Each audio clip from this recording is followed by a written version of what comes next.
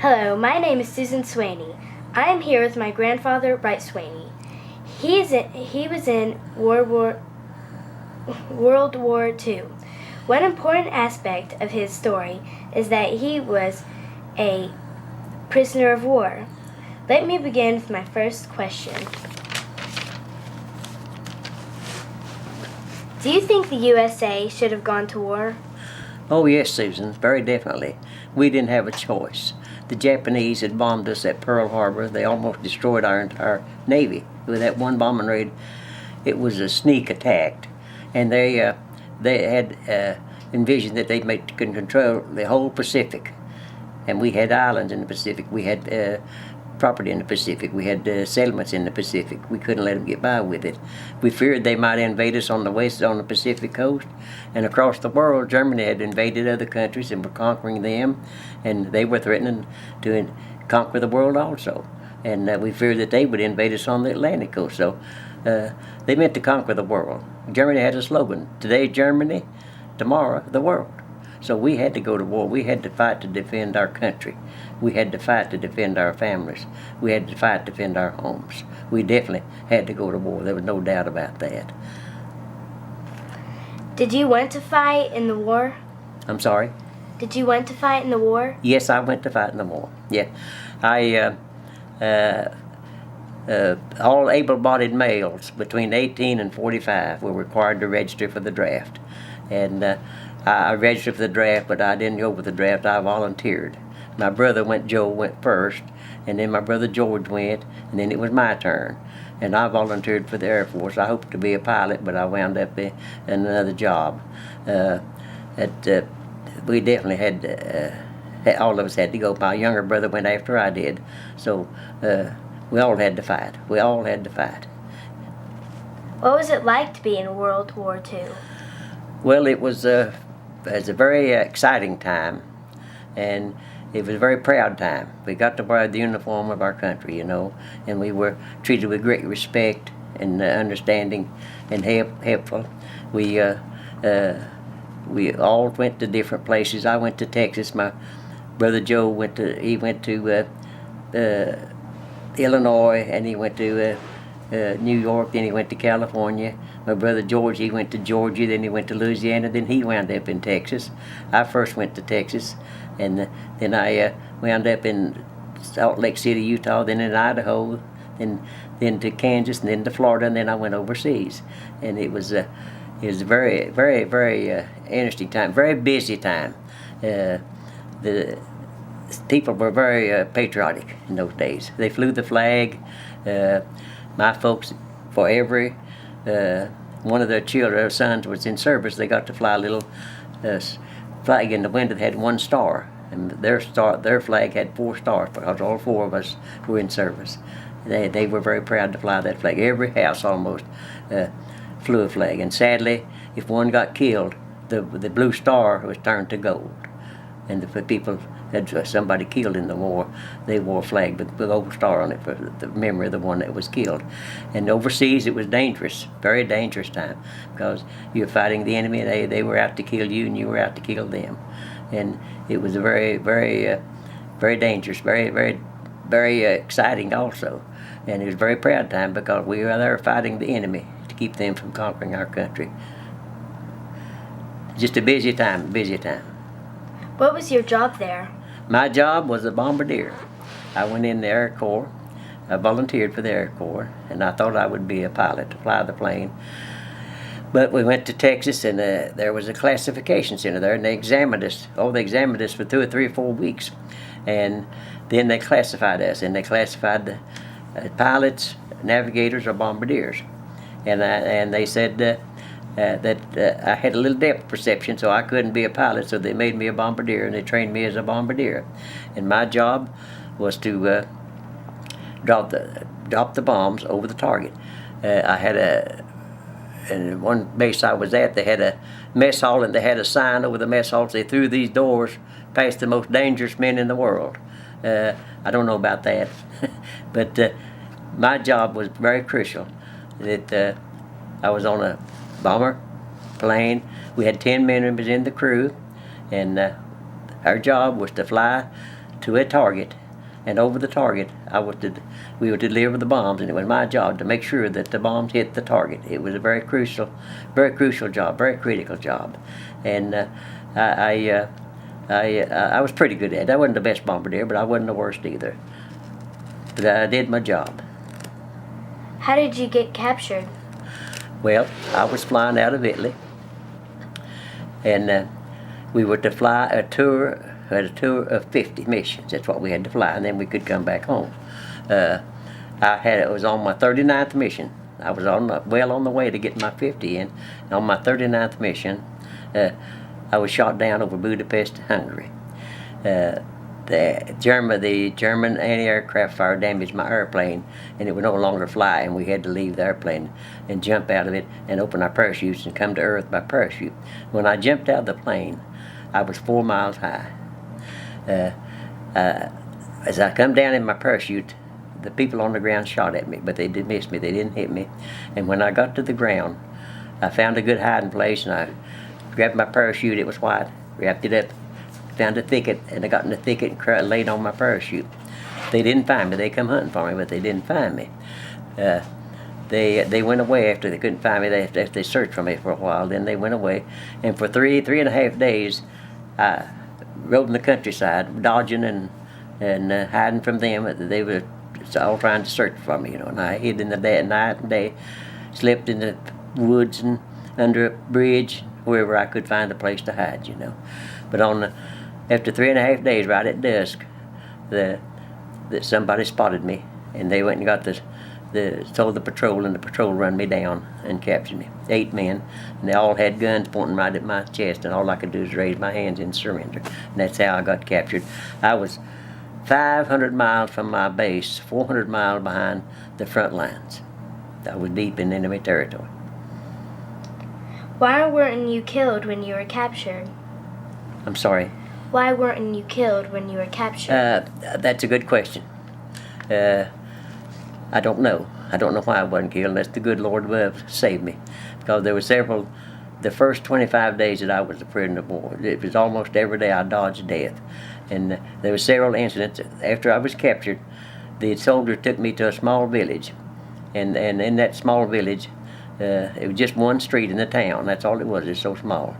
And they would march me up and down the street in the village with a guard on either side. People in the village would call me names and jeer at me. They called me gangster, terror flieger they called it, gangster, Chicago gangster, murderer, criminal. And the guard would march me down the street. It was a dirt street, and the kids and the dog would follow along behind, and children would run around in front, grab dirt and throw on me, and spit on me. And they called me names too, gangster and all that. They did that several times, and some of the men in the village, they'd flash knives at me, and one had a pitchfork. And then when they got through with me in that village they were going to take me into Budapest. It was a small village outside Budapest. So 2 guards marched me down the road. And it was a hot July day. And one of them said, "Pausing," which meant rest, So we sat down to rest. And when we sat down to rest, a group of men come out of the woods, all civilians and some well-dressed men. And they had a noose, a rope already formed into a noose. Then they come up to me and hollering at me, and looking up in the tree looking for a branch to throw the rope over to hang me. They got the noose right in front of my face.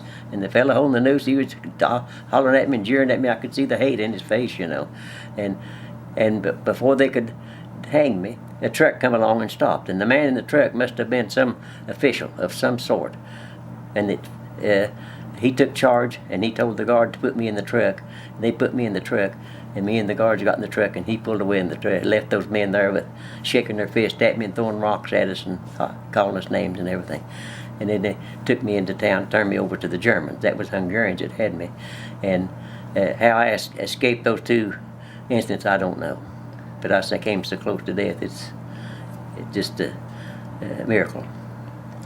What did you eat when you were captured? When I was captured, I didn't have anything to eat while I was roaming in the woods. I had nothing to eat for 3.5 days, no food, no water. And when they captured me, they gave me a cold cup of coffee and just a piece of bread, and I ate that for That's all I had to eat. And that's all they gave me for the time I was there, just the bread and water. And when I got into Budapest, they did give me some meat, and they fed me some meat. Then they put me in solitary confinement, and what I ate there was just this is what I ate. In the morning, the door would open, and they'd slip a cup in the inside, lay it on the floor, and a biscuit beside it on the floor, and the door would shut. And that was my breakfast, and it was just about a half a cup of soup with four squares of bread in the soup. It's almost clear hot water, and the biscuit. The biscuit was to last me all day. And at noon, the door would open again, and they'd scoot another cup of soup and pick up the old cup. And it was about half full. I don't know what it was. Contents unknown, I always said. That was my lunch. And at supper, the door would open. Another cup of soup would slip in, and that would be my supper. And that's all I had to eat all the time that I was in solitary confinement. All the time that I was in that place, which was an interrogation center, where they questioned me all the time as to where I was come from and all that. And I didn't get anything really to eat till I got to Germany, to a prison camp. And then I didn't get much. Did your family know you were captured? No, not right off. They still wrote me letters, and the letters would come back to them marked missing in action, return to sender, and I still have some of those letters. They did not know for several months that I was. They got a telegram. My wife, your granddaddy, she got a telegram from the War Department which said that your husband, Lieutenant Wright Swanay, had been reported missing in action since July 2nd over Budapest, Hungary. Details later, and that's all it said. And that's all she knew for about 3 months. And we had to, one reason that they would the slow getting there, the Germans had to question me, and they had to determine where I was from, and all the information about me. Then they notified the Red Cross in Switzerland, and Geneva, Switzerland. And Geneva, Switzerland people notified our army in Washington, and they advised her then. She got another telegram saying to her that I was a prisoner of war, and they would have more detail later to tell her. And then later on, she got my address, labels that had my address on them, and she could mail parcels to me, and she could write to me, and she also sent her some, told her how to write to me, and so she wrote me some letters, and I wrote her some letters. I could write 1-page letter, 4 1-page letters a month, and 3 postcards, from the prison camp. But until they didn't know I was a prisoner of war until about 3 or 4 months after I was shot down, and they didn't know if I was dead or alive in all that time. What did you do for holidays? What did you do for holidays? I didn't hear you. What did you do for holidays?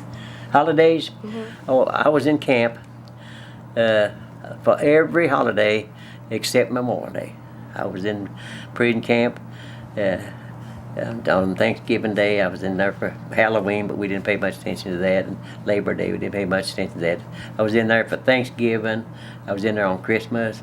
I was in there on New Year's, and I was in there on Easter, and it was so depressing, to be in those miserable circumstances and on a holiday like that, like Thanksgiving when everybody's home. You think of home, and they're all eating big around the table, eating big turkey dinners and all that. They celebrating there with food everywhere, and you had nothing to eat. And same way at Christmas. What a good time Christmas is. What a good time we have at Christmas. You think about that, and it's just so depressing to find yourself in the prison camp, surrounded by barbed wire, and other prisoners. We hadn't had our clothes off in months. We hadn't had a bath, and it's just a terrible circumstance to be in on holidays, especially. It really was. Everybody was very depressed. We tried to cheer each other up, but it was hard. How long were you captured? I was a prisoner of war for 10 months, 302 days. And from July 2nd, 1944 till April 29th, 1945. And then during that time, I was in 3 prison camps.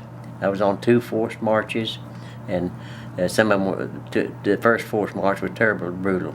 and it was in real cold weather. We almost froze to death. We did lose some of our fellow prisoners because they couldn't march in such conditions. They were in such bad shape. I had good shoes for the march, and I'll tell you why. When I went overseas, I bought me a new pair of shoes just to wear on missions, and when I got shot down, I had good shoes. Some of them, their shoes come off when they opened their parachutes, and they didn't have good shoes. Some of them wore low-cut shoes, and that wasn't the real deal for being a POW. I had the high shoes, and they did me good, and I made the forced marches pretty good shape with my feet. I didn't have any foot problem. How did you get out of captivity?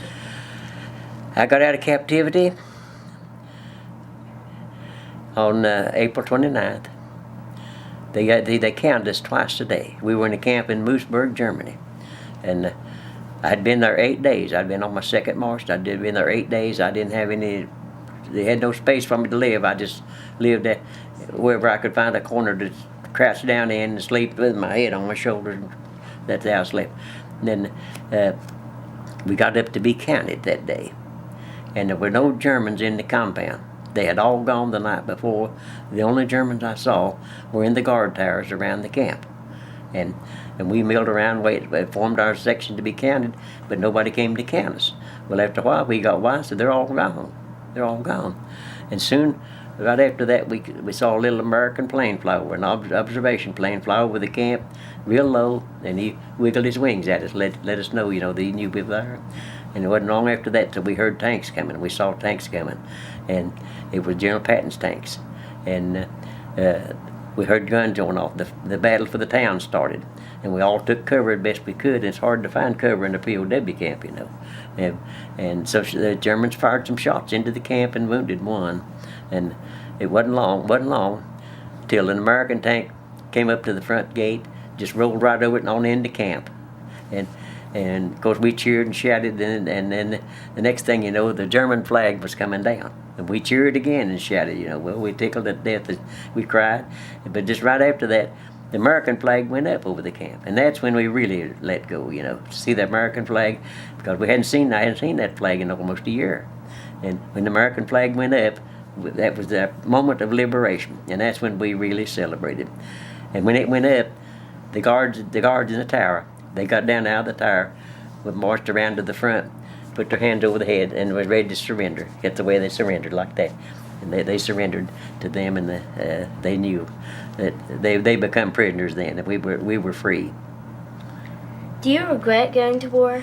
No, I don't regret going to war at all. I'm proud of my service in World War II, and I like to talk about it. I like to tell people about it. I'm very proud of it. I'm proud of my medals here, proud of my decorations, and I'm proud that I served, and I think I made my family proud. And I don't regret 1 minute. I would go again if I had to.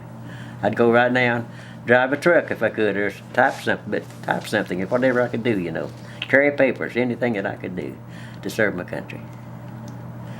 Thank you very much for allowing me to interview you on this subject. This has been Susan Swanay reporting for the Number of the Stars project.